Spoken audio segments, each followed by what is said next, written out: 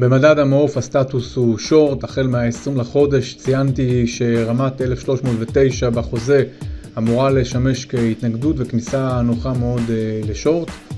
כל עוד לא תיפרץ רמת 1309 בחוזה, הסטטוס הוא שורט, והיעד להתמודדות הוא רמת 1280.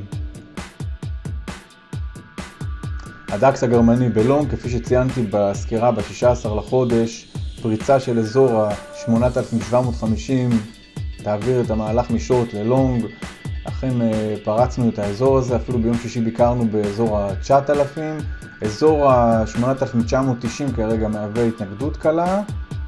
הכיוון הוא עדיין חיובי בדקס הגרמני, אלא אם כן במהלך השבוע אנחנו נשבור את אזור ה-8,800 נקודות, וכפי שניתן להבחין ציינתי את רמת ה-8,720 שהיא הרמה התחתונה של הלונג, שבו השוק יתהפך לשורט.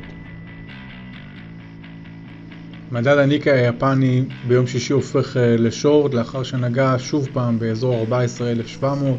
ניתן לראות שהרמה הזו היא בהחלט רמת התנגדות משמעותית. בכל פעם שהוא נוגע באזור הזה שואף להגיע לאזור ה-14,000.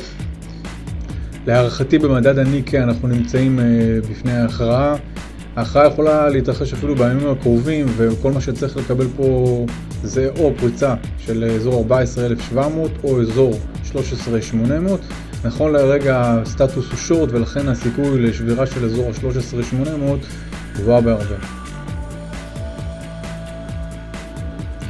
מדד ה-S&P עדיין בלונג, כפי שציינתי בסקירות הקודמות, בשבירה של אזור 1710 הסטטוס הוא לונג. עושה רושם שיש כאן פריצה מובהקת, נר בגאפ מעל כל הנרות האחרונים שהיו פה. הסטטוס הוא לונג עד להודעה חדשה.